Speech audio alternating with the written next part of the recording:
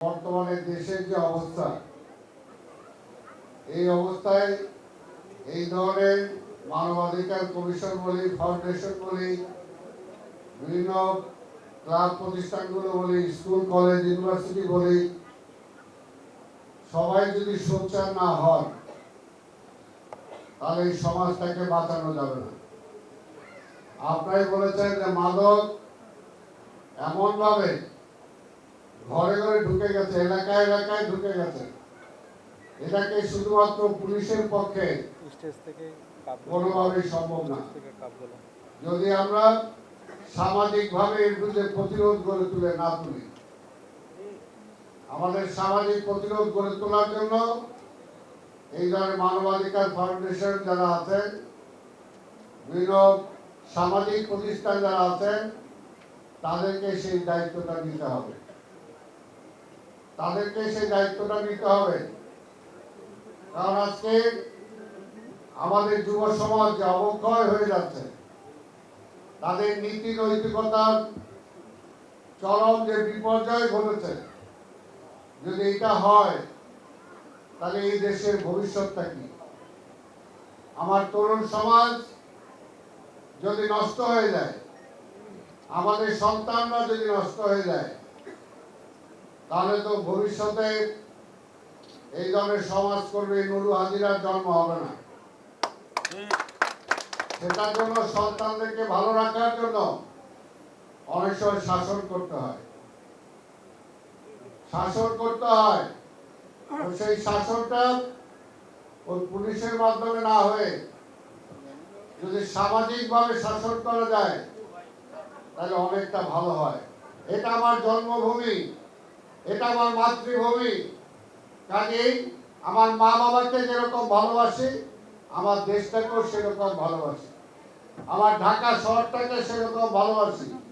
যদি ভালোবাসি তাহলে এটার দায় দায়িত্বটা আমাকে গ্রহণ করতে হবে, তাই আমি আপনাদের বলতে চাই, এই যে এইখানে এতগুলো মানুষ আপনারা আছেন, সবাই যদি ঐক্যবদ্ধ হন তাহলে 2, 4, 5, 10 জন ছেলে কি সমাজকে নষ্ট করতে পারবে? কি বলেন না কেন? জোরে বলেন। পারবে না। সেটার জন্য নিজেরা শপথ নিতে হবে। আমার পরিবারে যদি কেউ নষ্ট থাকে, আমার পরিবারের আমার দায়িত্ব তাকে সংশোধন করা। সে যদি সংশোধিত না হয়, তাকে পুলিশের কাছে দিয়ে দেওয়া। এটা আমার পরিবারের প্রধান হিসাবে দায়িত্ব।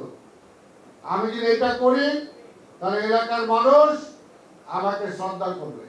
আর আমি যদি মনে করি আমি তো অনেক বড়, আমার ধরে কে ছোঁয় কে, কাজে আমার ছেলে তো নষ্ট কাজ করলে বা কি আসে যায়, কিন্তু ততে কিন্তু সমাজ নষ্ট হবে, আপনার সম্মানও কিন্তু বাড়বে না, কারো সম্মান বাড়বে না।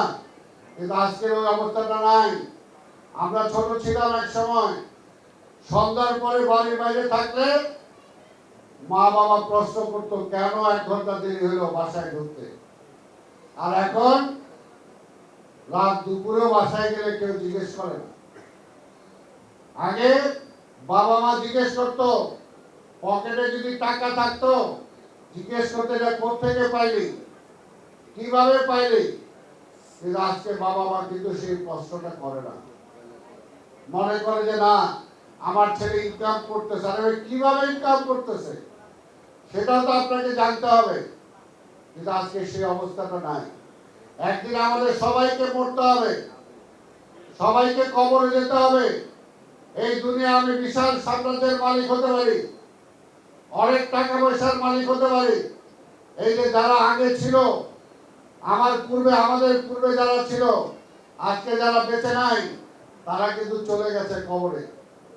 বছরের পর বছর, যুগ যুগ ধরে কবরে আছে, কিন্তু যা করে গেছে সেগুলো ভোগ করার আর সুযোগ হয় না। এবং আল্লাহর কাছে জবাব দিতে হচ্ছে। আমি যদি অন্যায়ভাবে কিছু করে যাই, বিশাল সম্পদের মালিকানা করে গেলাম, সেই সম্পদ যদি আমার ছেলে অন্যায়ভাবে ভোগ করে, অন্যায় কাজে ব্যবহার করে, সেই দায়িত্বটা কিন্তু আল্লাহর কাছে আমাকে জবাব দিতে হবে। তাই ভাইরা আমার, আজকে এই কথাটাই বলবো আপনাদেরকে। আপনারা একটা নোবেল প্রফেশন নিয়ে কাজ করেন, মানবাধিকার, কাজে এটার কোনো বিকল্প নাই। আমি আশা করব এই ধরনের সংগঠন যত কাজ হবে, যত এই ধরনের ছেলেমেয়েরা এটাতে সম্পৃক্ত হবে, যখন তারা নিজেরা ভালো মানুষ হবে।